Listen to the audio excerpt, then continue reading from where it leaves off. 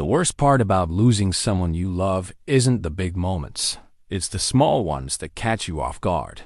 Marla Henderson learned this the hard way after her 7-year-old son died in her arms 2 years ago. Now she works the graveyard shift at a highway gas station, where the silence feels less lonely than her empty house.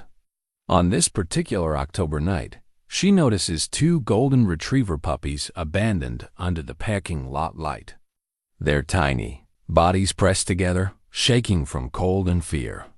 Any reasonable person would call animal control and go back to work. But grief has a way of making us recognize other broken things. Marla opens that door and brings them inside, not knowing that one will die within days and the other will teach her how to live again. What these puppies do next changes everything she believed about healing. Before we jump back in, tell us where you're tuning in from, and if this story touches you, make sure you're subscribed, because tomorrow I've saved something extra special for you. Marla Henderson had been many things in her 38 years. A dedicated teacher, a loving wife, a devoted mother. But now she was simply a woman who counted the hours until dawn. The fluorescent lights of the quick-stop gas station hummed. Above her, like mechanical cicadas, casting harsh shadows across the rows of candy bars and motor oil that had become her world for the past 18 months. She wiped down the same section of counter for the 3rd time tonight, her movements automatic and precise. The coffee maker gurgled in the corner, brewing another pot that would grow bitter and cold before anyone bothered to drink it. Outside, Highway 82 stretched endlessly between the small Montana towns of Millfield and Cedar Ridge, a ribbon of asphalt that carried people to places they wanted to be. Marla no longer had such places. The wooden toy truck sat hidden beneath her bed at home, tucked away with all of Tommy's other treasures. His collection of smooth river rocks, his favorite adventure books, the crayon drawings that still covered her refrigerator. She couldn't bring herself to pack them away, but she couldn't bear to look at them either. The truck had been his constant companion during those final months in the hospital, rolling across the sterile white sheets as he grew. Thinner and paler with each passing day. Tommy had always been small for his age, with her dark hair and his father's stubborn chin. At 7, he possessed an old soul that seemed to understand the world's sorrows long before he should have. Even during the 18 months of treatments, the endless rounds of chemotherapy that made him sick and weak, he worried more about her tears than his own pain. "Don't cry, Mama," he would whisper from his hospital bed, his small hand reaching for hers. "I'm not scared." But she had been scared, terrified. And when the leukemia finally won, taking her beautiful boy on a rain-soaked Tuesday morning in March, the fear transformed into something else entirely, a hollow numbness that felt like living underwater. David hadn't been able to handle it. Her husband of 12 years, the man who'd built Tommy's treehouse and taught him to fish in Miller's Creek, simply couldn't exist in a world where their son no longer drew breath. He tried for 6 months after the funeral, but grief affected people differently. Where Marla retreated inward, David became restless, angry at God and fate and the unfairness of losing a child. He left on a September morning while she was at work, leaving only a note that said he was sorry but couldn't watch her fade away too. The divorce papers had arrived the week she started working at the gas station. Jim Kowalski, her supervisor, was a practical man in his 60s who understood that some people needed night shifts for reasons that had nothing to do with extra pay. He'd lost his own wife to cancer 3 years earlier and recognized the look of someone trying to outrun their ghosts. He let Marla work alone, handling the overnight hours from 11 p.m. to 7 a.m., when the world was quieter and the memories couldn't ambush her quite as easily. Her regulars had become her only human contact. There was Frank, the long-haul trucker who stopped for coffee and diesel every Tuesday, always asking about her day, but never pushing for details she wasn't ready to share. Maria Santos, the night shift nurse at Cedar Ridge Hospital, bought energy. drinks and gas station sandwiches during her dinner break, offering tired smiles and understanding nods. Old Pete Ferguson, the retired rancher who suffered from insomnia, would drive the 12 miles from his farm just to buy lottery tickets and chat about the weather. They knew her story, or parts of it. In small towns, grief travels as quickly as gossip, but these people offered something precious, the gift of treating her like a person rather than a tragedy. They didn't try to fix her or offer empty platitudes about everything happening for a reason. They simply showed up, night after night, creating a gentle rhythm that helped her survive each shift. Her apartment above Rosie's diner had become a shrine she couldn't quite abandon. Tommy's room remained exactly as he'd left it, his Spider-Man. Bedsheets still rumpled from the last morning he'd slept in his own bed. His backpack hung on the chair by his desk, still containing his math homework and a half-finished book report about wolves that he'd never get to complete. She'd tried, once, to pack everything away. Linda, her older sister, had driven up from Denver with boxes and good intentions, insisting that keeping Tommy's room intact wasn't healthy. But when Marla had picked up his favorite stuffed elephant, the one with the missing eye that he'd named Professor Peanuts, she'd collapsed on his bedroom floor and sobbed until her chest ached. Linda had quietly put the elephant back on the pillow and never mentioned packing again. Instead, Marla had learned to live around the edges of her grief. She slept in the living room, ate standing up in the kitchen, and left Tommy's door closed most days. The apartment felt like a museum of a life that had been preserved but no longer lived in. Her daily routine had become a careful choreography of avoidance. She woke at 3 in the afternoon, showered, and walked downstairs to Rosie's diner for a single meal of the day. Rosie Martinez, the owner, was a grandmother who understood the importance of feeding people, even when they'd forgotten how to be hungry. She'd set a plate of meatloaf or chicken pot pie in front of Marla without being asked, and they'd discuss the weather or local news while carefully avoiding deeper topics. At 10:30, Marla would walk the 6 blocks to the gas station, unlock the door, and begin another shift of counting inventory, cleaning surfaces that were already clean, and selling coffee to people traveling through the night toward their own destinies. She'd perfected the art of being present without really being there, going through the motions of customer service while her mind remained safely distant. The work itself was mindless enough to be soothing. Stock the coolers, check the hot dog rollers, count the till, repeat. Jim had taught her the system during her first week, showing her how to handle the credit card machine and where to find the key to the bathroom that truckers sometimes needed. He'd also shown her where he kept the baseball bat under the counter, though in 18 months she'd never needed it. The worst trouble she'd encountered was the occasional drunk customer who couldn't figure out how to work the gas pump. Most nights passed in peaceful solitude, broken only by the gentle bell that chimed when customers entered. She'd ring up their purchases, make small talk about road conditions or gas prices, and watch their taillights disappear into the darkness. Each transaction was a tiny human connection that didn't require her to be anything more than polite and efficient. But tonight felt different somehow. The October air carried a bite that promised winter was coming, and she'd noticed the weather report predicting the first frost of the season. Something about the changing season made her think of new beginnings, though she couldn't imagine what kind of beginning might be possible for someone like her. She glanced at the clock. Above the register, 1:47 a.m. The night was still young. With hours remaining before dawn would release her back to the safety of sleep.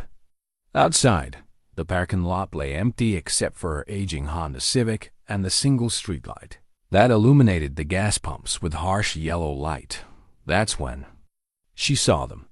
2 small shapes huddled together beneath the light, so still she almost mistook them for discarded trash.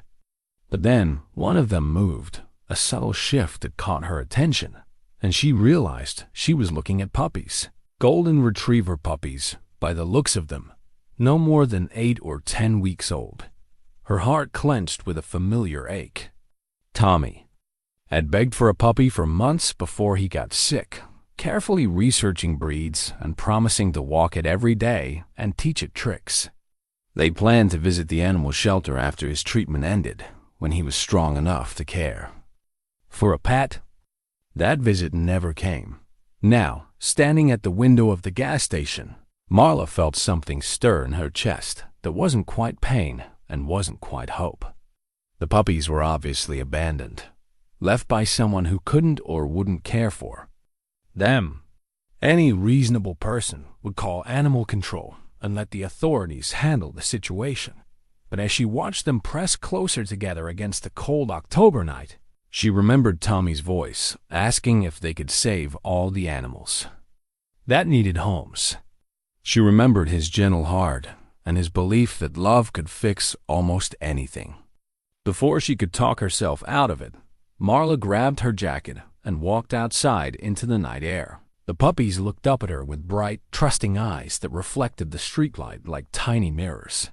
They were golden retrievers, just as she'd thought, with fluffy coats that couldn't quite protect them from the approaching frost. "Well," she said softly, crouching down to their level, "what are we going to do with you two?" The smaller puppy whimpered and took a tentative step toward her outstretched hand. The larger one remained protective and alert, but didn't back away when she gently stroked his soft fur. They were cold and clearly hungry, but alive and relatively healthy looking. For the first time in 2 years, Marla Henderson made a decision based on hope rather than habit.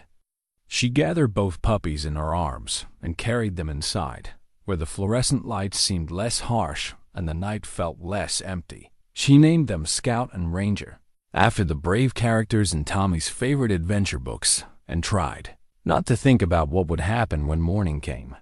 Morning arrived with the harsh reality that good intentions don't solve practical problems. Marla sat on her apartment floor, watching Scout struggle to breathe while Ranger pressed against his smaller companion with worried whines. What had seemed like a simple rescue 12 hours earlier now felt overwhelming and complicated.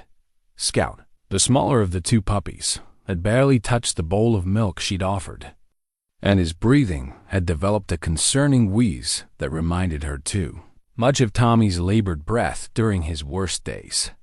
Ranger, though clearly the stronger puppy, refused to eat or drink anything while Scout remained distressed. Their loyalty to each other was touching and heartbreaking in equal measure. She'd called in sick to work for the first time since starting at the gas station, telling Jim she had a family emergency. It wasn't entirely a lie. These puppies had somehow become her responsibility, and Scout's deteriorating condition felt like an emergency that demanded immediate attention.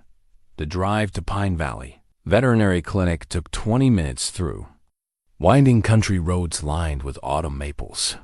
Dr. Sarah Chen's office occupied a converted farmhouse on the outskirts of town, its waiting room filled with the usual mix of concerned pet owners and the antiseptic smell that all medical facilities seemed to share. Marla held both puppies in a cardboard box lined with Tommy's old baby blanket, trying not to think about the parallels between this moment and all those trips to the children's hospital. Dr. Chun was younger than Marla had expected, perhaps early 30s, with kind eyes behind wire-rimmed glasses and the gentle manner of someone who'd chosen to dedicate her life to healing.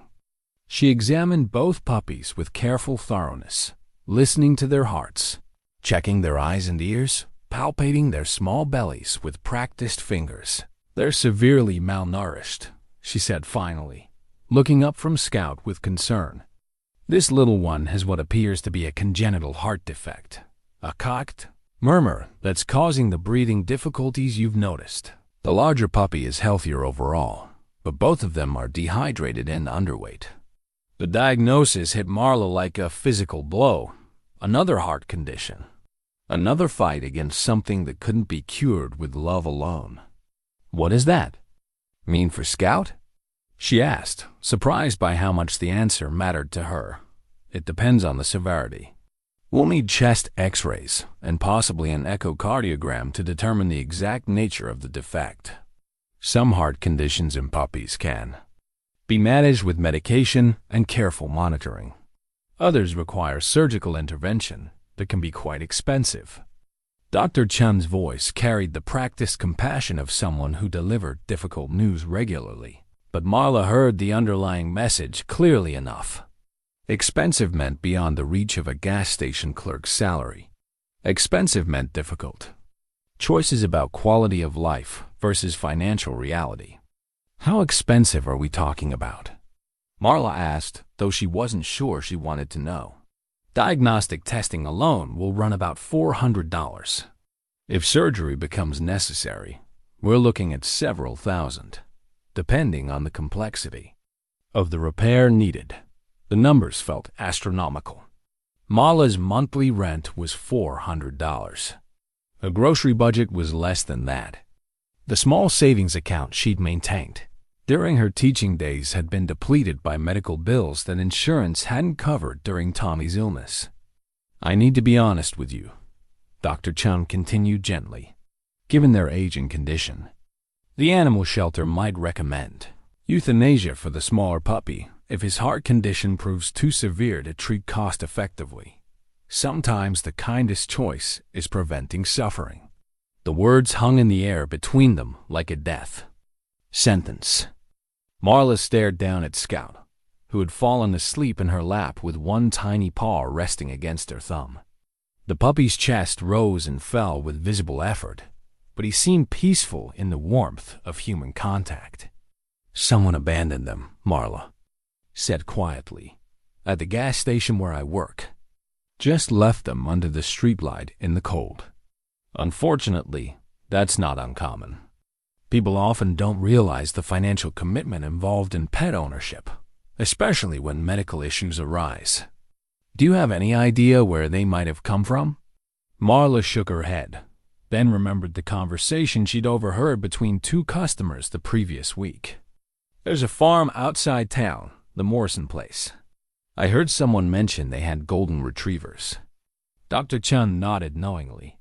Bill Morrison. He's brought animals here before, though I haven't seen him recently. His farm has been struggling financially, and I know he's had to make some difficult decisions about his livestock. The picture began forming in Marla's mind, an elderly farmer facing financial ruin, unable to care for a litter of puppies, making the heartbreaking choice to abandon them rather than watch them starve. It was the kind of desperate decision that grief and poverty could drive someone to make. Can you treat them? She asked. Both of them? I can stabilize them and run the diagnostic tests for Scout's heart condition. But I need to know, are you prepared to take on the financial responsibility of their care? And more importantly, are you prepared for the possibility that we might not be able to save the smaller one? The question forced Marla to examine her own motivations. Why was she doing this? Was it some misguided attempt to replace what she'd lost? Was it guilt over her inability to save Tommy? Or was it something simpler recognition of helplessness that mirrored her own? She looked at Ranger, who had positioned himself protectively next to Scout throughout the examination, never taking his eyes off his companion. Their bond reminded her of the way she and Tommy had faced his illness together, supporting each other through the fear and uncertainty. Yes, she said, surprising herself with the firmness in her voice. I want to try. Dr. Chun's expression softened. I'll need payment for today's examination and initial treatment up front. That's $160. We can discuss payment plans for future treatment if the diagnostics reveal more serious issues. Marla opened her wallet and counted out 8 $20 bills, most of her weekly grocery money. She'd figure out meals later. Right now, these puppies needed medical care more than she needed anything else. The next 2 hours passed in the familiar purgatory of medical waiting rooms. Scout received 4 fluids and medication to help his breathing, while Ranger was treated for dehydration and given antibiotics as a precaution.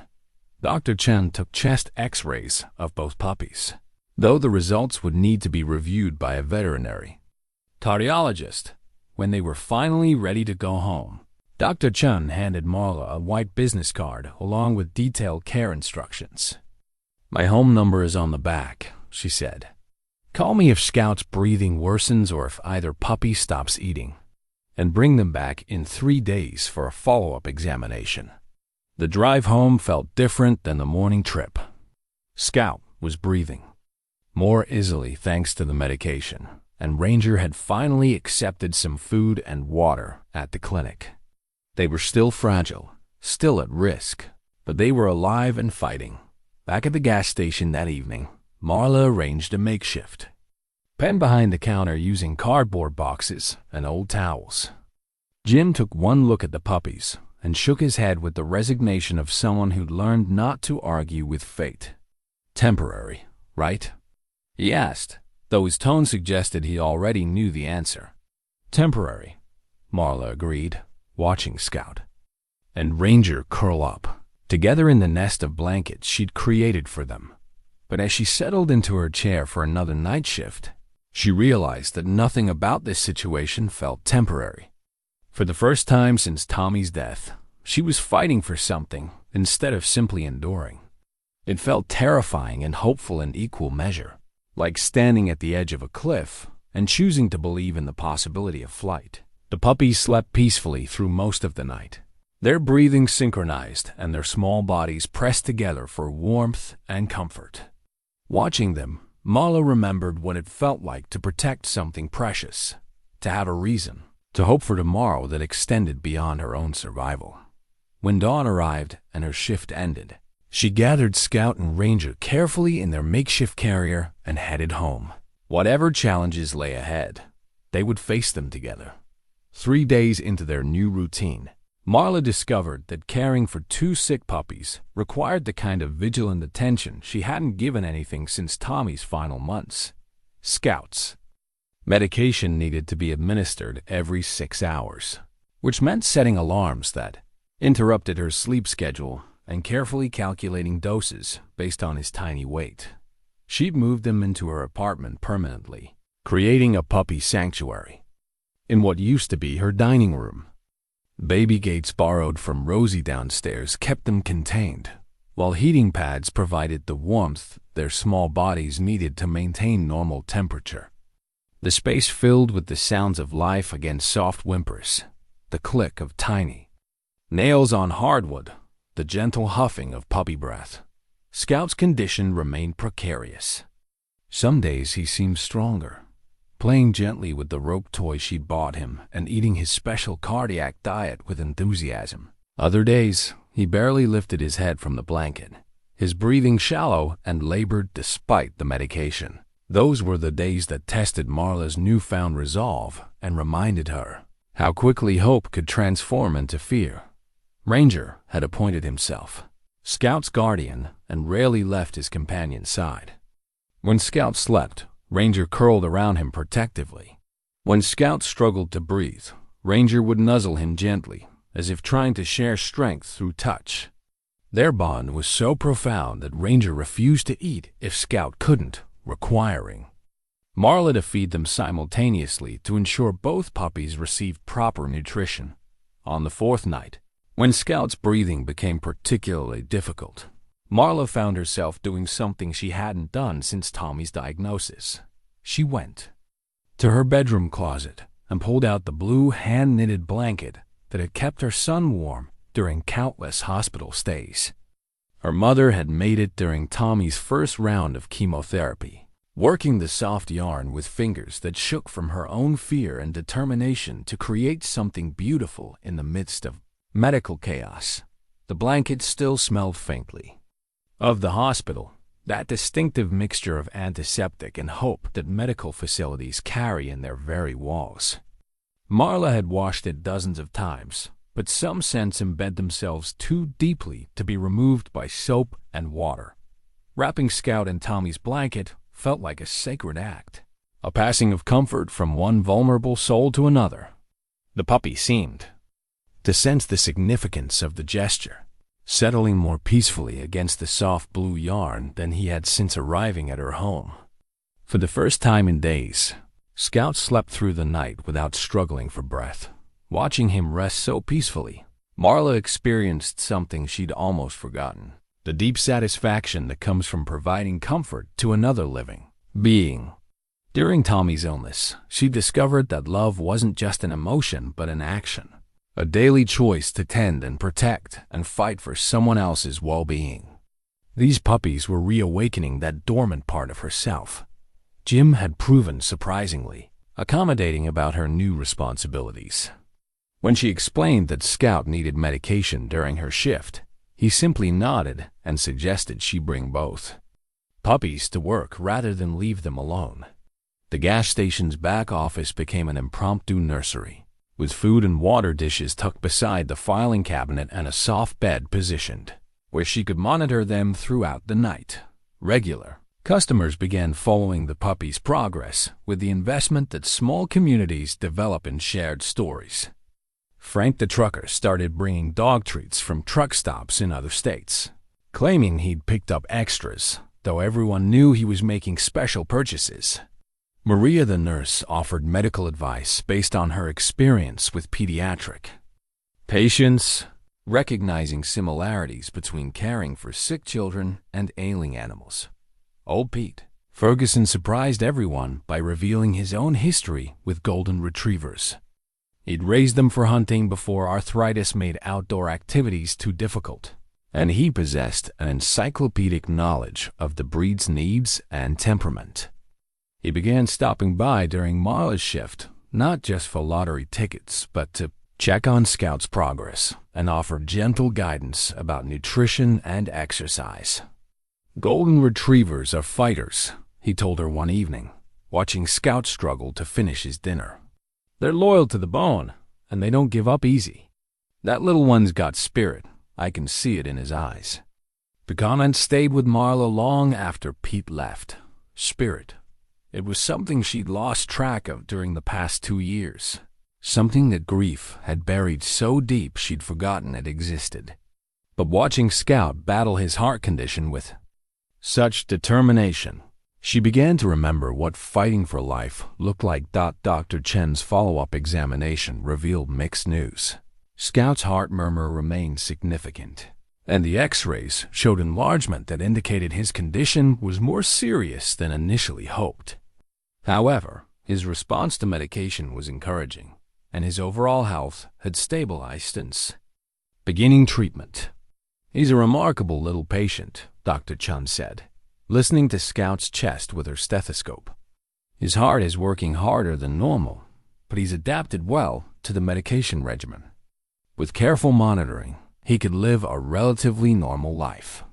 The word relatively carried weight that Marla understood intimately.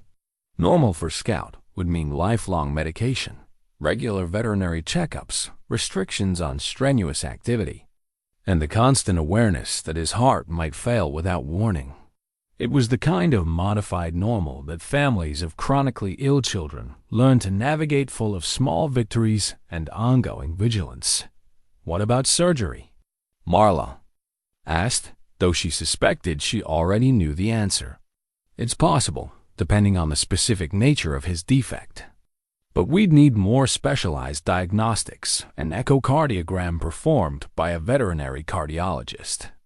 The nearest one is in Billings, and the consultation alone would cost about $800. $800 might as well have been $8,000 given Marla's current financial situation. She'd already used her small emergency fund for the initial veterinary bills, and her next paycheck was still a week away. The mathematics of medical care were brutally simple. Hope cost money she didn't have.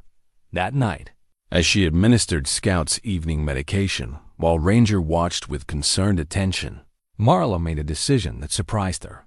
Instead of focusing on what she couldn't afford, she would concentrate on what she could provide. Scout might never be completely healthy, but he could be loved. He could be comfortable. He could experience the kind of devoted care that makes life worth living regardless of its duration. She wrapped both puppies in Tommy's blue blanket and settled them in their bed for the night.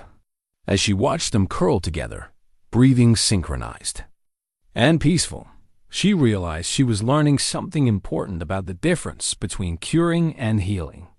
Sometimes the greatest gift isn't the ability to fix what's broken, but the willingness to love it exactly as it is.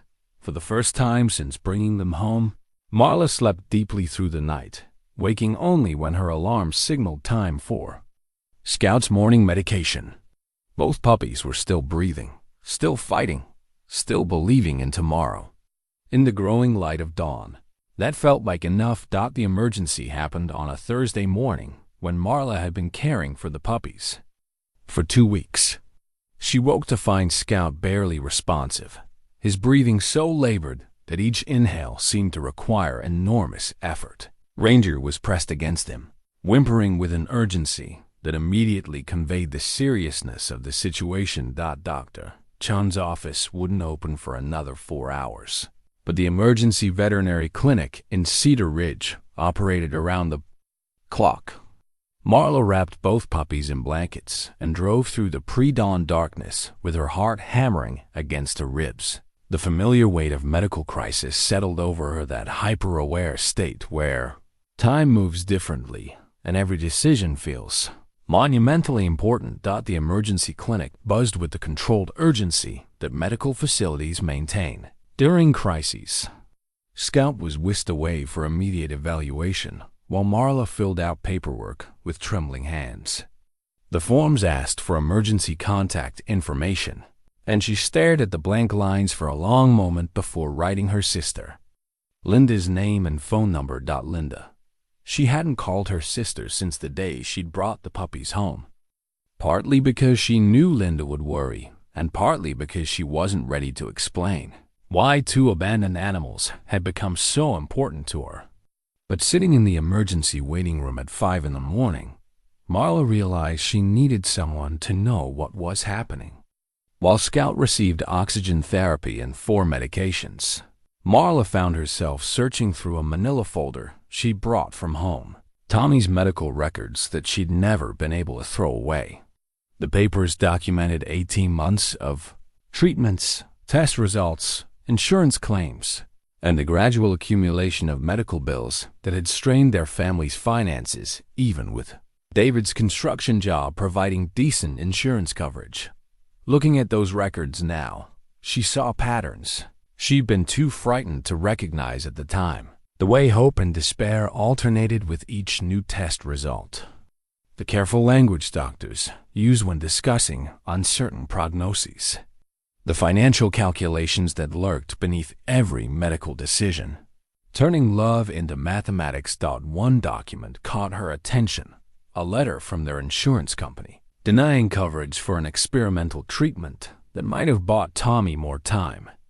The denial was based on the treatment being considered investigational rather than standard care, as if Tommy's life could be reduced to categories in an actuarial table.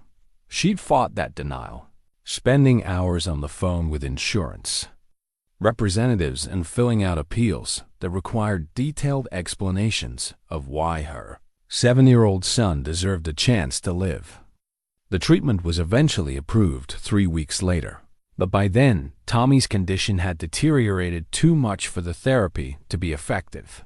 Now, holding those papers in an emergency veterinary clinic, Marla understood something about herself that she'd been avoiding. Her fierce dedication to Scout's care wasn't just about saving a puppy. It was about having another chance to fight for a life that mattered to her. This time, she would make different choices. This time, she wouldn't let bureaucracy or finances determine the outcome. Dr. Rebecca Walsh, the emergency veterinarian, emerged from the treatment area with the kind of serious expression that medical professionals wore when delivering difficult news. Scout was stable for the moment, but his heart condition was more severe than previous examinations had indicated. We've managed to stabilize his breathing with medication and oxygen therapy, Dr. Walsh explained. But his heart is significantly enlarged, and the murmur has worsened. He needs specialized care, the kind that requires a veterinary cardiologist. The recommendation was the same one Dr. Chun had mentioned: consultation in Billings with a FIRES specialist who could perform the advanced diagnostics necessary to determine if surgical intervention was possible. The cost estimate had grown to over $1,000 just for the initial consultation and testing. "How long does he have without surgery?" Marla asked, though she wasn't sure she wanted to hear the answer. It's difficult to say. With aggressive medical management, he might live several months. But his quality of life will be compromised, and there's always the risk of sudden cardiac failure. Several months. The timeline felt both precious and terrifyingly short. During Tommy's illness, she'd learned how to measure life in increments, smaller than years, in good days and difficult nights, in moments of laughter between medical procedures, in the accumulation of small joys that could sustain hope during the darkest periods. When Scout was finally released 6 hours later, he seemed smaller and more fragile than before. The oxygen therapy had helped his breathing, but the medications made him drowsy and less responsive than usual. Ranger had waited patiently during the separation, refusing treats and attention from the clinic staff until his companion was returned to him. The drive home cost Marla $340 money. That represented nearly a week's wages from the gas station. She paid with her credit card, adding to a balance that was already uncomfortably high, and tried not to calculate how many more emergencies she could afford before reaching her limit. Back in her apartment, she created a more sophisticated medical station with the supplies Dr. Walsh had prescribed: a nebulizer for breathing treatments, heart medications that needed to be given precisely on schedule, special food formulated for cardiac patients. The dining room began to resemble a miniature intensive care unit. That evening, Linda called. "Rosie told me you called in sick to work," her sister said without preamble. "She's worried about you. Are you okay?" Marla looked at Scout and Ranger sleeping peacefully in their bed, both puppies exhausted from the day's medical drama. How could she explain that she was simultaneously the most frightened and most alive she'd felt in 2 years? "I found some puppies," she said finally. "Abandoned ones. They needed help." The silence on Linda's end stretched long enough that Marla wondered if the connection had been lost. "Puppies," Linda repeated carefully. "And you brought them home." "One of them is sick. Heart problems. I'm taking care of them." "Marla, honey, are you sure this is a good idea? You're just starting to get your life back together." "Taking on sick animals. My life wasn't together," Marla interrupted. "I was just surviving. This is different." She heard Linda sigh, a sound that carried 2 years of worry and frustration across the telephone line. "I'm scared you're setting yourself up for more heartbreak," Linda said gently. "What happens if the sick one doesn't make it?" The question had been lurking in Marla's mind since the moment she'd first seen Scout struggling to breathe. What would happen if all her efforts weren't enough? What would it do to her if she lost another innocent life, despite everything she tried to give? "I don't know," she admitted. "But I can't not try. Does that make sense?" Linda was quiet for a moment before responding. "Actually, it does. It sounds like something Tommy would say." After they hung up, Marla sat on the floor next to the puppy's bed, watching their chests rise and fall in the rhythm of sleep. Tommy would have loved them, she realized. He would have named them different names and taught them tricks and worried about Scout's heart the same way she was worrying now. But Tommy wasn't here to love them. She was. And for the first time since losing her son, it felt like enough reason to keep fighting.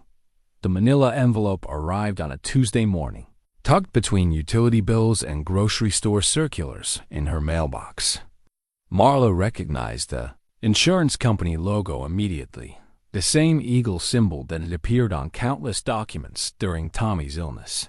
Her hands shook as she opened it, expecting another denial or claim adjustment that would complicate her already precarious financial situation. Instead, she found something unexpected. A settlement check for $847.32, labeled as a final claim. Adjustment for overpayment of co-insurance amounts. The letter explained that a recent audit had revealed her family had been charged excessive co-payments during Tommy's treatment, and this refund represented the difference, $847. Almost exactly the amount needed for Scout's cardiac consultation in Billings. Marla stared at the check for a long time, reading Tommy's name in the memo line and remembering all the insurance battles they'd fought during his illness. This money felt like a message, though she wasn't sure she believed in that kind of cosmic intervention. More likely, it was simply bureaucratic correction arriving at a moment when she desperately needed hope. She'd been preparing for Scout's inevitable decline. The past week had brought subtle changes that Dr. Chun warned were signs of his condition. Worsening. He tired more easily during their gentle play sessions, and his appetite had decreased despite the special cardiac diet. Most concerning was his breathing, which had developed a wet quality that suggested fluid accumulation around his lungs. Ranger had responded to Scout's deterioration by becoming even more protective, positioning himself between his companion and any perceived threats. When visitors came to the gas station, Ranger would hover near Scout's bed, watching carefully until the strangers left. He'd also begun what Marla could only describe as grief behaviors, long periods of restless pacing followed by hours of motionless vigilance over his sleeping friend. The insurance refund forced her to confront a decision she'd been avoiding.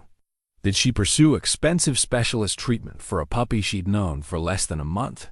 Or did she accept Dr. Chun's recommendation for palliative care that would keep Scout comfortable until his heart finally gave out? That evening, while administering Scout's medications, she found herself talking to Tommy's hospital bracelet, which she'd placed on her bedside table after discovering it in her jewelry box the week before. The small plastic band still bore his name and birthday in smudged black ink, along with allergy warnings and medical alerts that had become irrelevant too late. "I don't know what you'd want me to do," she whispered to the bracelet, feeling foolish but needing to voice her uncertainty. "Is this about you or about them? Am I trying to save Scout because I couldn't save you?" The questions had been circling her mind for days. Her sister Linda's concerns about unhealthy attachment echoed in her thoughts, mixing with her own fears about investing so much emotional energy in another fragile life. Was this healing, or was it compulsive repetition of trauma? But watching Scout struggle to breathe while Ranger comforted him with gentle nuzzles, she realized the questions were irrelevant. These puppies needed help, and she had the resources to provide it. The motivation mattered less than the action. The next morning, she called Dr. Chun's office and scheduled the cardiac consultation in Billings. The earliest available appointment was the following Tuesday, which meant nearly a week of hoping Scout's condition would remain stable enough for travel. "I think you're making the right choice," Dr. Chun said when Marla brought the puppies in for pre-travel checkup. "Scout's still responding well to medication, and his overall health is good despite the heart condition. If surgery is possible, he's young enough to recover well." Dr. Chun also provided something Marla hadn't expected, a referral letter to Dr. Marcus Webb, the veterinary cardiologist, that detailed Scout's case history and current treatment regimen. The letter's professional language couldn't hide Dr. Chun's obvious investment in Scout's outcome. "I've known Marcus for 15 years, Dr. Chun explained. "He's seen cases like Scout's before, and he's very good at finding surgical solutions for conditions that other specialists might consider inoperable." The drive to Billings took 3 hours through Montana countryside that was transitioning from autumn gold to winter brown. Scout rode in a carrier on Marla's lap while Ranger occupied the passenger seat, both puppies alert and curious about the changing scenery outside the car windows. Dr. Webb's clinic occupied a modern building near the veterinary school, equipped with diagnostic equipment that made Dr. Chen's office look primitive by comparison. The echocardiogram machine hummed with electronic precision as it captured real-time images of Scout's struggling heart. Ventricular septal defect, Dr. Webb announced after studying the ultrasound images. There's a hole in the wall between the two lower chambers of his heart. It's causing blood to flow backward, making his heart work much harder than it should. The technical explanation came with visual aids diagrams showing normal hearts versus Scout's defective anatomy. Explanations of blood flow and pressure that reminded Marla of the complex medical discussions during Tommy's treatment. She'd learned then to ask direct questions when faced with medical complexity. "Can you fix it?" she asked. "Yes, it's a challenging surgery, but definitely repairable." The procedure involves placing a patch over the hole using either synthetic material or tissue from the puppy's own body. The success rate for this type of repair is about 85%. 85%. Better odds than Tommy had ever been given, but still carrying the 15% possibility of failure. That made every medical decision feel like gambling with someone's life. What happens if we don't do the surgery? His heart will continue to enlarge as it works harder to compensate for the defect. Eventually, usually within 6 to 12 months, he'll develop congestive heart failure. The medications can slow that progression, but they can't stop it. 6 to 12 months versus the possibility of a normal lifespan. The mathematics of hope versus the reality of financial resources. The surgery would cost $4,800, more than Marla earned in 3 months at the gas station. "I need some time to think about it," she said, though she already knew what her decision would be. On the drive home, with Scout sleeping peacefully in his carrier and Ranger watching the landscape scroll past, Marla began making mental calculations. Her credit cards could handle part of the cost. She could pick up additional shifts at the gas station, maybe find weekend work to supplement her income. The community fund that regular customers had been contributing to might cover some of the expense. Most importantly, she could ask for help. It was a concept that felt foreign after 2 years of aggressive self-reliance. But watching Scout's chest rise and fall with each labored breath, she realized that pride was a luxury she couldn't afford. That night, she sat down with a notebook and began writing a letter to everyone who had shown interest in the puppy's welfare. She would explain Scout's condition, the surgical option, and the financial reality she faced. She would ask for help not as charity, but as investment in a life that had brought unexpected joy to a grieving community. For the first time since Tommy's death, she was ready to admit that some battles were too big to fight alone. The fundraising thermometer appeared on the gas station wall 3 days after Marla's letter began circulating through the community. Jim had installed it without asking. A simple poster board chart with a red line that could be moved upward as donations accumulated. The goal line was marked at $4,800, an amount that had seemed impossible when she'd first written it down. By the end of the first week, the red line had reached $1,200. Frank the trucker had spread word among his colleagues, and drivers began stopping specifically to contribute to what they'd started calling the Puppy Fund. Maria the nurse organized a bake sale at the hospital, raising $340 through the sale of homemade cookies and coffee cake. Old Pete Ferguson surprised everyone by donating $500, revealing that he'd been setting aside money for a purpose he'd never quite identified until now. The local newspaper picked up the story, writing a feature article about the abandoned puppies and their fight for survival. The reporter, a young woman named Katie Sullivan, had spent an evening at the gas station photographing Scout and Ranger while interviewing Marla about their journey together.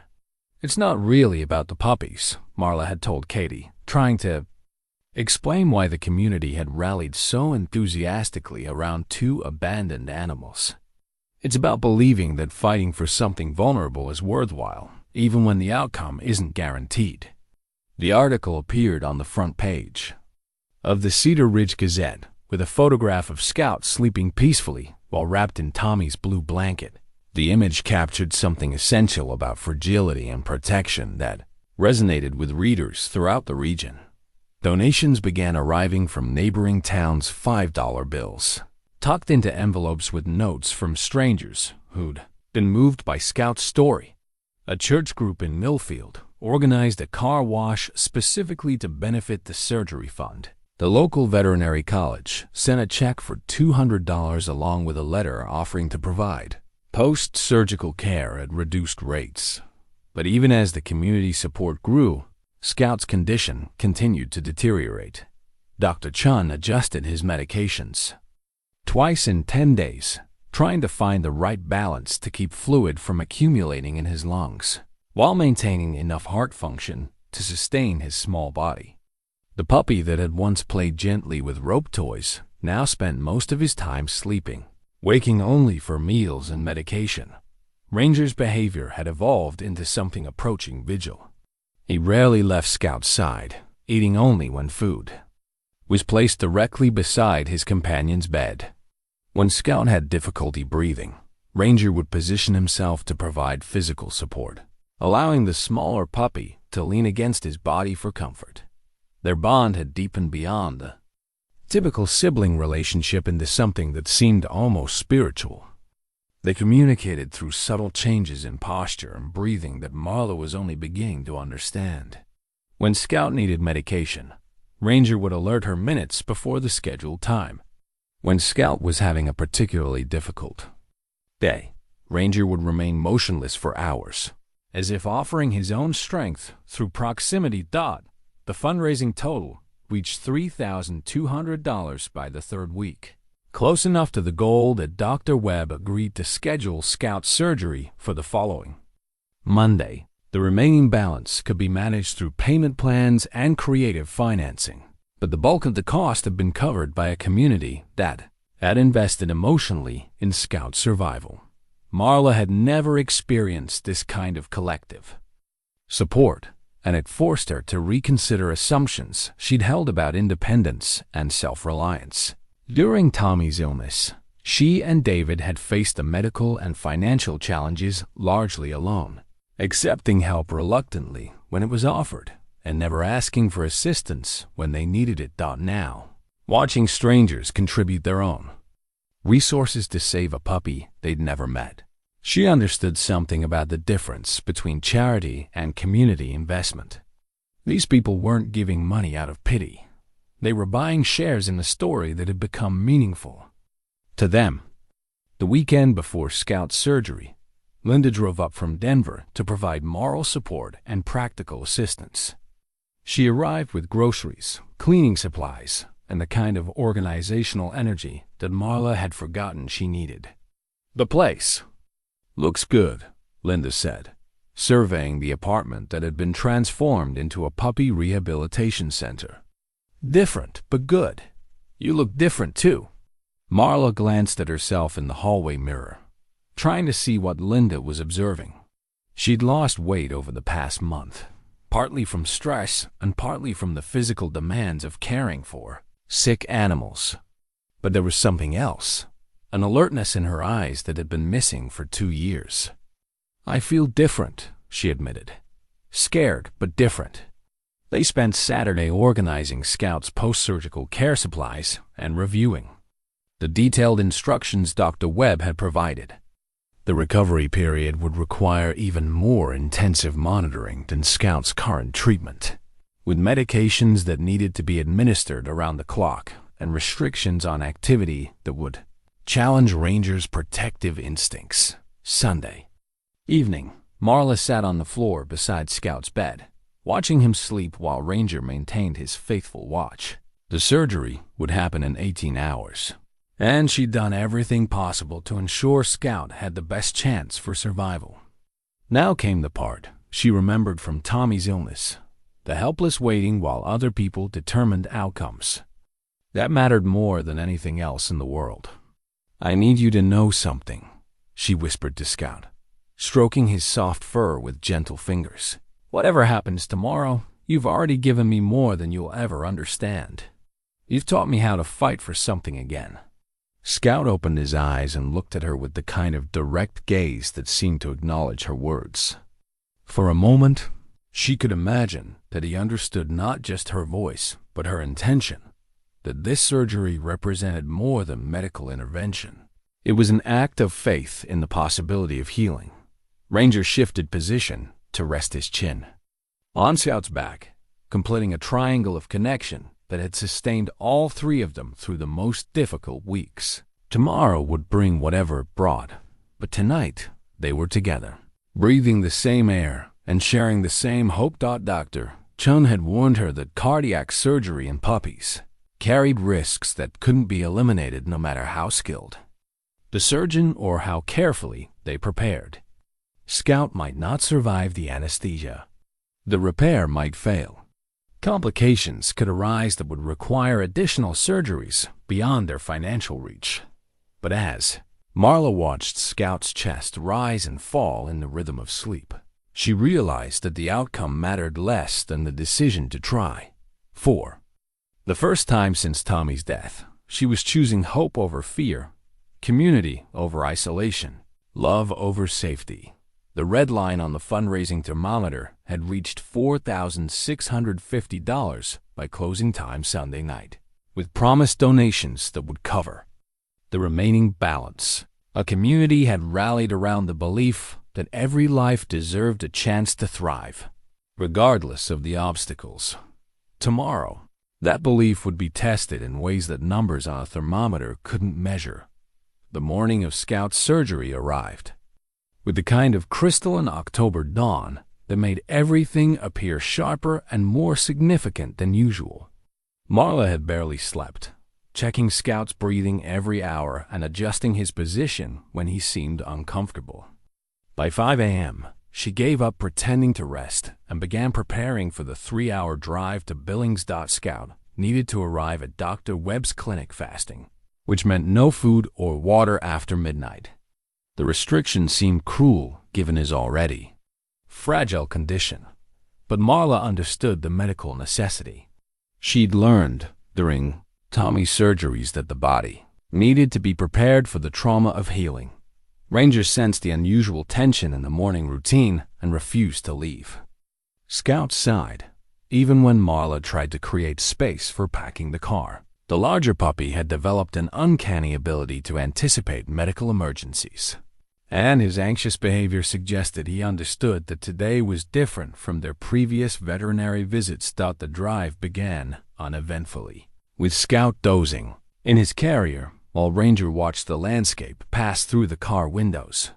But 20 minutes outside of Cedar Ridge, Scout began having difficulty breathing.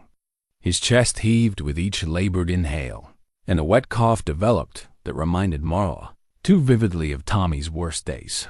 She pulled over at a rest stop and called Dr. Chen's emergency number, describing Scout's symptoms while fighting to keep panic from overwhelming her voice. Dr. Chen instructed her to continue to Billings, but to call Dr. Webb's clinic immediately to alert them about the change in Scout's condition. Congestive heart failure, Dr. Webb diagnosed after examining Scout in the clinic's emergency treatment area. His heart is no longer able to pump effectively, and fluid is backing up into his lungs. We need to operate immediately, but I have to warn you, his chances of surviving surgery have dropped significantly. The words hit Marla like physical blows. How significantly? 50-50 at best. His body is already under severe stress from the heart failure. Surgery might be more than he can handle. 50-50. Worse odds than Tommy had ever faced, even during his final hospitalization. Marla stared at Scout's small form on the examination table, his breathing so labored that each breath required visible effort, and tried to make a decision that felt impossible. What happens if we don't operate? He'll die today, probably within the next few hours. The fluid accumulation will continue until his lungs can't function. Die today or risk dying in surgery.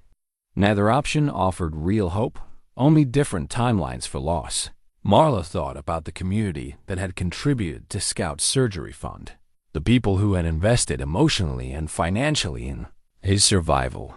She thought about Ranger, who was pacing anxiously in the waiting room, somehow understanding that his companion was in crisis.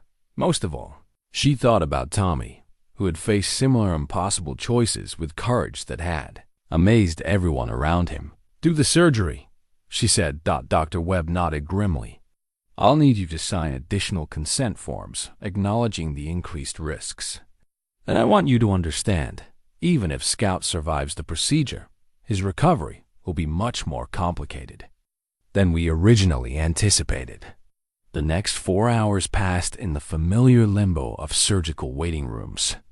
Marla sat with Ranger in a quiet corner, both of them alert to every sound from the treatment area. The puppy's distress was palpable. He whined softly and couldn't settle into any comfortable position, as if he sensed that Scout was fighting for his life somewhere beyond the closed doors. Linda arrived halfway through the surgery, having driven from Denver when Marla called with the crisis update. She brought coffee and sandwiches that neither of them could eat, along with the kind of steady presence that Marla remembered from Tommy's worst medical days. "He's stronger than he looks," Linda said, watching Ranger pace restlessly near the treatment room door. "Both of them are. They've made it this far against pretty serious odds." At 3:30 p.m., Dr. Webb emerged from surgery wearing scrubs that showed evidence of a long, difficult procedure. His expression was carefully neutral, revealing nothing about the outcome until he spoke. Scout made it through surgery, but it was touch and go for about 20 minutes. His heart stopped twice during the procedure, and we had to use defibrillation to restart it. The repair looks good, but the next 48 hours will be critical. Relief and terror competed for space in Marla's chest. Scout was alive, but still in danger. The surgery had been successful, but recovery remained uncertain. "Can I see him?" "He's in intensive care, still under anesthesia. You can see him for a few minutes, but he won't be conscious for several more hours."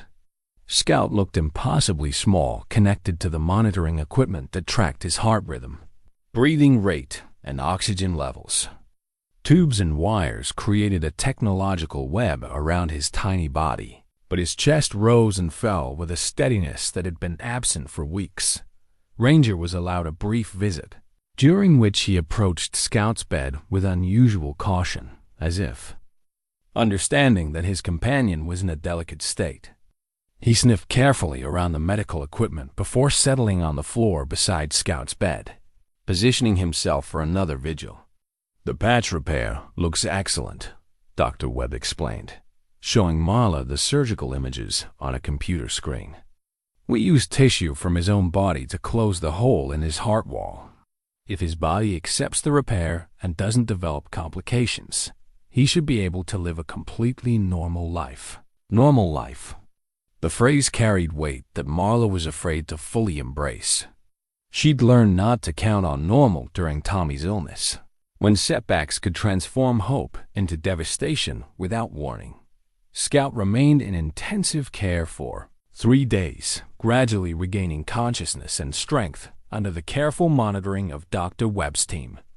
Marla stayed in a nearby hotel, visiting every few hours and providing updates to the community that had invested in Scout's recovery. The fundraising thermometer at the gas station had become a local landmark, with people stopping specifically to check Scout's progress and add additional donations to cover the increased medical costs from his complications. Jim reported that the story was drawing travelers from other states, turning the gas station into an unlikely pilgrimage site for people following Scout's journey. On Thursday morning, Scout was finally alert enough to recognize Marla's voice and respond to gentle touch. His tail moved in a weak approximation of wagging when Ranger was brought for a visit, and he managed to eat a small amount of special food designed for post-surgical cardiac patients. "He's turned the corner, Doctor," Webb announced during Friday morning rounds. "His heart rhythm is strong and regular, and the surgical site is healing beautifully. Barring any unexpected complications, he should be able to go home early next week. Home. The word carried new meaning after a week of uncertainty. Scout would return to Cedar Ridge not just as a survivor, but as proof that fighting for vulnerable lives could result in genuine healing. The drive back to Montana took place on a crisp November afternoon, with Scout resting comfortably in his carrier while Ranger maintained protective watch from the passenger seat. Both puppies seemed to sense that they were heading toward recovery rather than mere survival.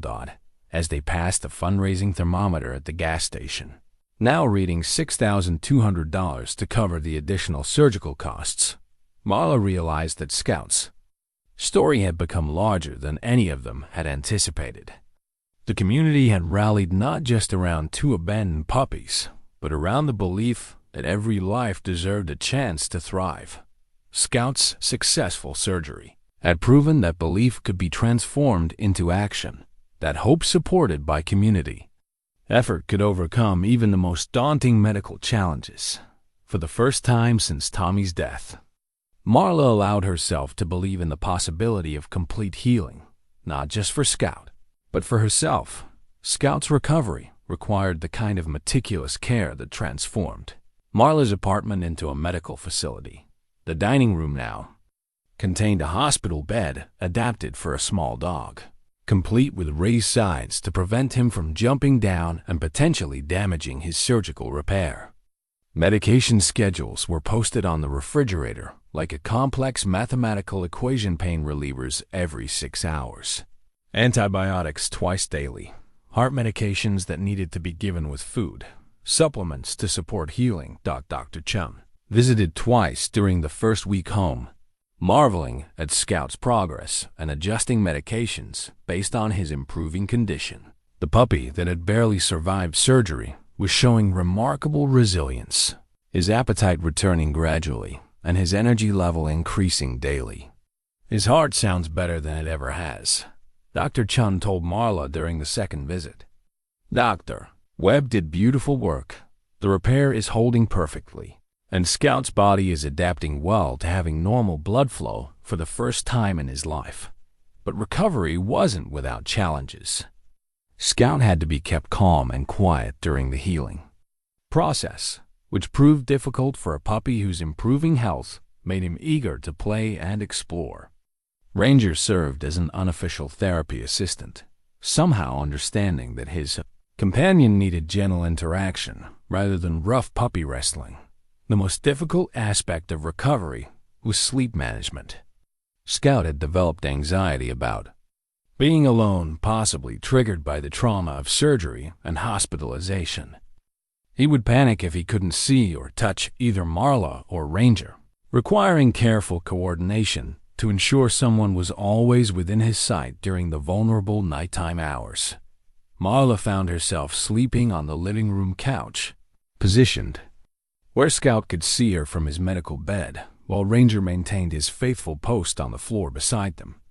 The arrangement was uncomfortable and exhausting, but it provided the security Scout needed to rest peacefully. During one of these long nights, as she listened to both puppies breathing in the darkness, Marla realized she was experiencing something she'd forgotten was possible: the deep satisfaction that comes from nurturing another being back to health. The exhaustion was real, but it was purposeful exhaustion, the kind that results from meaningful work rather than mere survival. 3 weeks after surgery, Dr. Webb cleared Scout for limited activity, allowing short walks and gentle play sessions. The change was dramatic. Scout began acting like a normal puppy for the first time since Marla had found him. He showed interest in toys, initiated play with Ranger, and demonstrated the kind of curiosity about his environment that healthy young animals naturally possess. The community had continued following Scout's recovery through updates Marla provided to the local newspaper. Katie Sullivan, the reporter who had written the original article, stopped by weekly to document the puppy's progress and the impact his story was having on people throughout the region. "I've received letters from 12 different states," Katie told Marla during one visit. The people who read about Scout online and wanted to contribute to his care or just to say they were inspired by his story. There's something about this situation that resonates with people beyond just animal rescue. Marla understood what Katie meant. Scout's story had become a symbol of hope triumphing over circumstances, of communities rallying around vulnerable lives, of the possibility that love and effort could overcome medical challenges that seemed insurmountable. But as Scout's condition improved, Marla found herself facing an unexpected emotional challenge. During the crisis of his illness and surgery, she'd been sustained by the urgent need to fight for his survival. Now that he was clearly going to live, she had time to reflect on what his recovery meant for her own healing process. For the first time since Tommy's death, she'd invested completely in loving something fragile without the certainty of a positive outcome. She'd opened herself to the possibility of loss again, and Scout had survived. The experience was teaching her something important about the difference between protecting herself from pain and protecting herself from life. One evening, while administering Scout's medications, she found herself thinking about Tommy's final conversation with her. He'd been concerned about her happiness after he was gone, worried that losing him would make her afraid to love anyone else deeply. "Promise me you'll take care of someone else who needs help," he'd whispered from his hospital bed. "Promise me you won't stop loving things just because I can't stay." She'd made that promise without understanding what it would cost or how long it would take to fulfill. Now, watching Scout play gently with Ranger while maintaining the careful energy level his healing heart required, she realized she was finally keeping that promise. 6 weeks after surgery, Scout was cleared for normal activity with no restrictions. Dr. Webb's final examination revealed complete healing of the surgical side and a heart that functioned as well as any healthy puppy's. The defect that had threatened Scout's life was permanently repaired, giving him the prospect of a normal lifespan. "He's a miracle," Dr. Webb told Marla as Scout and Ranger played together in the clinic's examination room. Not just because he survived the surgery, but because of how completely he's recovered.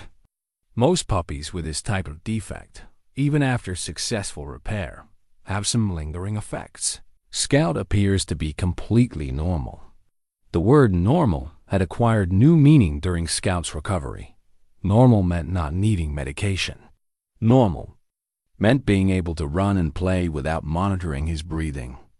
Normal meant having a future that extended beyond medical appointments and crisis management. That evening, Marla made a decision that surprised her. She called the Cedar Ridge Elementary School, where she taught before Tommy's illness changed everything, and asked if they needed substitute teachers for the upcoming spring semester. Marla Henderson, the principal, Mrs. Davidson, sounded genuinely pleased to hear from her. "We've been following Scout's story in the newspaper. How wonderful that he's recovered so well. Are you thinking about returning to teaching?" The question required her to articulate something she was still figuring out herself. "I think I'm ready to be around children again. I think I might have something to offer them." Mrs. Davidson immediately offered her a long-term substitute position, covering a third-grade class whose teacher was taking maternity leave. Third grade, the same age Tommy had been when he died. The age group she'd taught for 12 years before grief made it impossible to face other people's healthy children. "Would it be possible to bring Scout and Ranger with me sometimes?" Marla asked. "As therapy animals? I think they might help some of the students." The request wasn't unusual. Many schools had therapy animal programs to help children deal with stress and emotional challenges. Mrs. Davidson was enthusiastic about the possibility, especially given Scout's inspiring story of recovery against difficult odds. The teaching position would start in January, giving Marla 2 months to prepare emotionally for returning to a world she'd abandoned. But for the first time since Tommy's death, the prospect of being around children felt like an opportunity rather than a painful reminder of loss. That night, she sat on the floor with Scout and Ranger, both puppies now healthy and playful, filling her apartment with the sounds of life and joy. Scout had grown into his ears and paws, developing into a beautiful golden retriever with intelligent eyes and a gentle temperament that would make him perfect for therapy work. Ranger had become a confident, protective companion who watched over Scout with the devotion of a sibling, but no longer the anxiety of a caregiver. Both dogs had learned to trust that food would always be available, that medical care would be provided when needed, that they were safe and valued members of a family. Looking at them, Marla realized she'd learned similar lessons during their months together. She'd rediscovered her ability to fight for something she loved. She'd remembered what it felt like to be part of a community.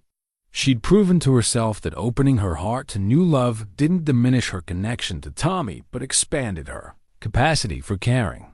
The apartment that had been a shrine to the past was becoming a home for the future. Tommy's room remained as he'd left it, but the rest of the space now accommodated dog beds and toy baskets, medication schedules, and veterinary appointment reminders. The balance felt right, honoring what had been while embracing what was becoming possible. Two abandoned puppies had taught her that healing doesn't mean forgetting, but rather learning to carry love forward into new relationships and responsibilities. Tomorrow she would begin the process of returning to teaching, bringing Scout and Ranger with her as living proof that recovery from even the most devastating circumstances was possible. For the first time since Tommy's death, she was looking forward to tomorrow. January 15th arrived with the kind of Montana winter morning that made everything crisp and bright. Fresh snow covering the world in pristine white. Air so clear it seemed to sharpen every detail. Marla stood in front of her bedroom mirror, adjusting the collar of the professional blouse she hadn't worn in over 2 years. Trying to recognize the woman looking back at her. She looked different than the broken person who had stumbled into the gas station job. The constant worry lines around her eyes had softened, and there was color in her cheeks that came from sleeping peacefully rather than surviving on nervous energy. Most significantly, there was something in her expression that hadn't been there since Tommy's death. Anticipation for what the day might bring. Scout and Ranger waited by the door, both wearing the specially fitted therapy animal vests that certified them for school visits. Scout's vest was royal blue with silver embroidery reading Therapy Dog in Training, while Ranger's was forest green with Emotional Support Animal across his broad chest. Both dogs seemed to understand they were beginning something important, sitting with unusual stillness and attention. The drive to Cedar Ridge Elementary took 15 minutes through neighborhoods where children were walking to school with backpacks and lunchboxes, their breath creating small clouds in the cold air. Marla felt her chest tighten as she watched them, third graders who looked so much like Tommy had at that age, innocent and eager and completely unaware of how precious their ordinariness was. Mrs. Davidson met them in the parking lot, her warm smile immediately putting Marla at ease.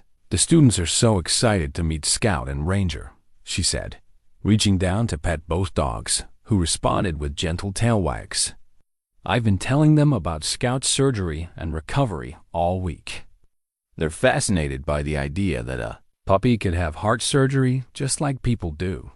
The classroom had been prepared for their arrival. Student desks were arranged in a circle around a large carpeted area where the dogs could move freely while interacting with children. Colorful posters on the walls displayed writing projects about pets and animals, and a bulletin board near the door featured newspaper clippings about Scout's story.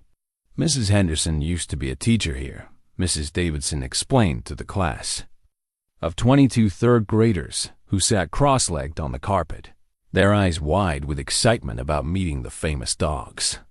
"She's going to be your substitute teacher while Mrs. Garcia is having her baby, and Scout and Ranger are going to help us learn about courage and taking care of each other." The introduction felt surreal, standing in front of a group of 8-year-olds. Again, seeing their eager faces and knowing that some of them were struggling with challenges that seemed overwhelming from their perspective. But instead of the crushing sadness she'd expected, Marla felt a familiar warmth that she'd forgotten about teaching. the privilege of being trusted with young minds and hearts. Scout immediately gravitated toward a quiet girl in the back corner, a child whose body language suggested she carried some invisible burden. The puppy approached slowly, tail wagging gently, and settled beside her with the kind of intuitive understanding that made him natural therapy material. "That's Emma," Mrs. Davidson whispered to Marla. "Her grandmother died last month, and she's been having a difficult time. She barely speaks in class anymore." Marla watched Emma's face transform as Scout rested his head on her lap. The girl's tight expression softened, and she began stroking Scout's fur with careful fingers, as if he were made of something precious that might break if handled roughly. Ranger chose to position himself in the center of the circle, allowing multiple children to pet him simultaneously while maintaining his calm, protective demeanor. His steady presence seemed to anchor the group's energy, creating a space where excitement could coexist with gentleness. Scout was very sick when Mrs. Henderson found him, Marla began, settling into the rhythm of storytelling that had always been her strength as a teacher. He had a problem with his heart that made it hard for him to breathe and play like other puppies. The children listened with the kind of focused attention that teachers dream about, completely absorbed in Scout's story of abandonment, illness, and recovery. They asked thoughtful questions about his surgery, his medications, and how Ranger had helped take care of him during the scary times. Emma raised her hand tentatively, her voice barely above a whisper when Marla called on her. "Did you think Scout was going to die?" The question hung in the classroom air, carrying more weight than most adult conversations about mortality. Marla looked at Emma's serious face and recognized something she'd seen in her own mirror during Tommy's illness, the expression of someone too young to be thinking about death but unable to avoid it. "Yes," Marla answered honestly. "There were times when I was very scared that Scout might die, especially before his surgery. It's frightening to love someone who's sick." "Were you sad when you thought he might die?" Emma continued, her hand still resting on Scout's head. "I was very sad, but I was also glad that I got to take care of him, even if it was scary. Sometimes the best thing we can do for someone we love is to be brave enough to help them, even when we don't know how things will turn out." Emma nodded solemnly, and Marla saw tears gathering in the little girl's eyes. Without being asked, Scout shifted position to rest more of his weight against Emma's leg, offering the kind of wordless comfort that therapy animals instinctively provide. "My grandma was sick too," Emma said quietly.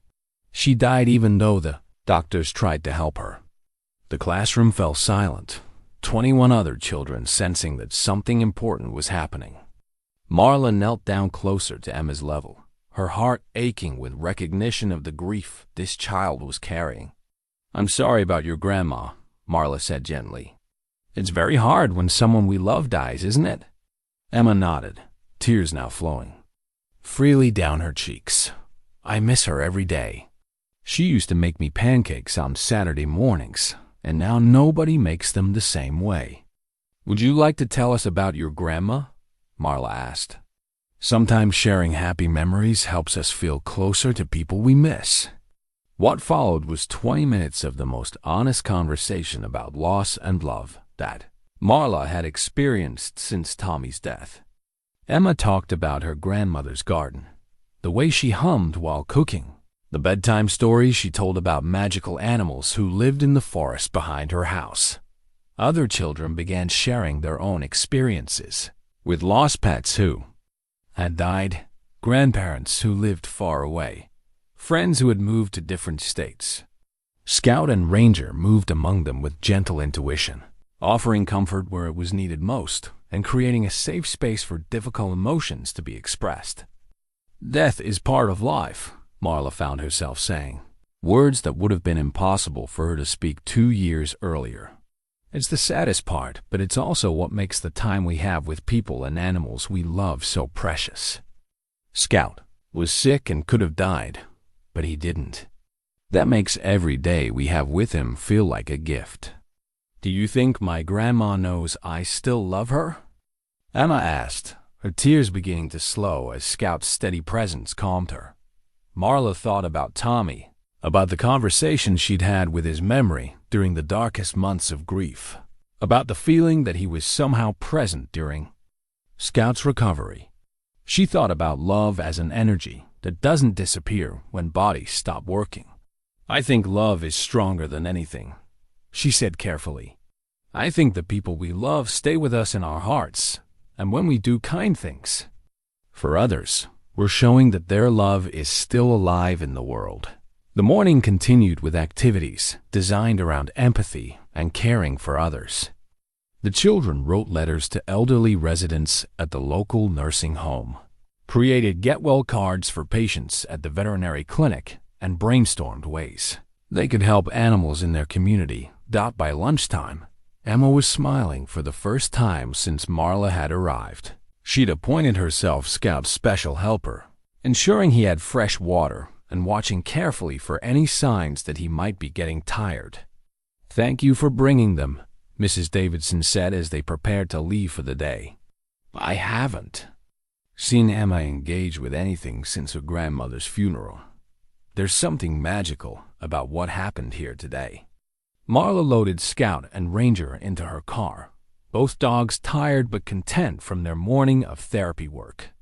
As she drove home through the snow-covered streets of Cedar Ridge, she realized that returning to teaching felt different than she'd expected. Instead of painful reminders of what she'd lost, being around children again felt like an opportunity to share what she'd learned about resilience and healing. That evening, she called Linda to report on her first day back in the classroom. "It sounds like you found your calling," Linda said. "Tommy would be so proud of how you're helping other children understand difficult things." For the first time since her son's death, Marla could think about Tommy's pride without feeling overwhelmed by the weight of his absence. Scout and Ranger had taught her that love doesn't end when life does. It transforms into action, care, and the willingness to comfort others who are struggling.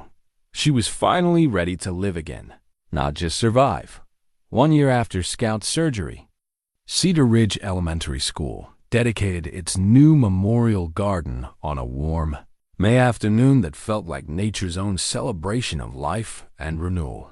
The garden occupied a quiet corner of the school grounds, designed as a peaceful space where children could sit and remember loved ones who had died while also celebrating the beauty that continued to grow around them. At the center of the garden stood a simple granite stone engraved with Tommy's name and dates, surrounded by perennial flowers that would bloom year after year in cycles of death and rebirth. But this wasn't a shrine to sadness. It was a place where grief and joy could coexist, where children could learn that missing someone didn't mean forgetting how to be happy. Marla sat on one of the wooden benches installed around the garden's perimeter, watching her third-grade students take turns reading the names on smaller stones that families had contributed to honor their own lost loved ones. Scout and Ranger lounged peacefully in the afternoon sunshine, their therapy animal vests bright against the fresh green grass. Emma approached carrying a small bouquet of dandelions she'd picked from the playground, her face serene in a way that would have been impossible to imagine during those first difficult days in January. "These are for Tommy," Emma said, placing the flowers beside his memorial stone. "Scout told me he would like dandelions because they're brave flowers that grow anywhere." "Scout told you that?" Marla asked with a smile. "Not with words," Emma explained seriously. "But when I was sad about Grandma, he always came to sit with me, and somehow I knew what he was thinking. He thinks Tommy was lucky to have you as his mom." The simple wisdom of 8-year-old logic brought tears to Marla's eyes, but they were gentle tears that felt more like gratitude than grief. Over the past year, working with Emma and her other students had taught her that healing wasn't about stopping sadness, but about learning to hold sorrow and joy simultaneously. Her children's book, Scout and Ranger, A Story of Second Chances, had been published the previous month and was already being used in schools across Montana to help children understand that love continues even after loss. The book told Scout's story honestly, including the scary parts about his illness and surgery, but emphasized the community support that made his recovery possible. Mrs. Henderson called Marcus, one of her more energetic students. "Will you read us the Scout book again?" She'd read it to them dozens of times, but they never seemed to tire of hearing about Scout's journey from abandoned puppy to healthy therapy dog. Each reading revealed new details they'd missed before, new connections between Scout's story and their own experiences with challenges and recovery. "After we finish in the garden," she promised, settling more comfortably on the bench while Scout moved to rest his head on her lap. The past year had brought changes that extended far beyond her return to teaching. Bill Morrison, the elderly farmer who had originally abandoned them, the puppies, had become a regular volunteer in her classroom. His quiet presence and gentle wisdom with children had made him an invaluable assistant, and his own healing from the guilt of abandoning Scout and Ranger had paralleled. Marla's recovery from Tommy's loss, Dr. Chun, had also become part of their extended family, regularly visiting the classroom to teach children about animal care and veterinary medicine. Her professional relationship with Marla had evolved into genuine friendship, built on their shared experience of fighting for Scout's life during those uncertain weeks. The gas station where she'd first found the puppies had been demolished to make way for highway expansion, but Jim Kowalski had saved the fundraising thermometer that had tracked Scout's surgery fund. It now hung in Marla's classroom as a reminder that communities could accomplish remarkable things when they worked together toward common goals. Most significantly, Marla had begun dating John Chun, Dr. Sarah Chun's brother, who worked as a counselor at the Regional Grief Support Center. Their relationship had developed slowly, built on mutual understanding of loss and the careful process of learning to trust happiness again. John had his own experience with tragedy. He'd lost his first wife to cancer 5 years earlier and understood the delicate balance between honoring the past and embracing the future. They talked about marriage, about blending their experiences and creating something new without diminishing what they'd each lost. John's teenage daughter, Michelle, had initially been skeptical about her father dating again, but Scout and Ranger had won her over with their gentle persistence and therapeutic intuition. "I think I'm ready," Marla had told John the previous weekend, surprising herself with the certainty in her voice. "I think I'm ready to build something new." Now, sitting in Tommy's memorial garden with her students and therapy dogs, she felt the truth of that statement in her bones. Ready didn't mean healed in the sense of being unchanged by loss. Ready meant incorporating grief into a life that was once again growing toward joy. As the afternoon sun began to slant lower across the garden, Marla gathered her students for the promised reading. They arranged themselves in a circle on the grass, with Scout and Ranger positioned where every child could reach out and touch them during the story. "Once upon a time," Marla began, opening to the first page of her own book. "Two very small puppies were left alone on a cold night with no one to take care of them." But she knew, as did every child listening, that this story didn't really begin with abandonment. It began with the decision to love something fragile, to fight for something precious, to believe that second chances were possible, even in the darkest circumstances. As she read, Marla felt Tommy's presence not as an absence that needed to be filled, but as a love that had taught her how to recognize and nurture love in new forms. Scout and Ranger had given her the opportunity to honor Tommy's memory by caring for other vulnerable lives, by teaching children that loss and love were not opposites, but different expressions of the same deep human capacity for connection. Story ended, as all the best stories do, with the promise that love continues, that communities heal together, and that sometimes the most broken hearts are capable of the most generous healing.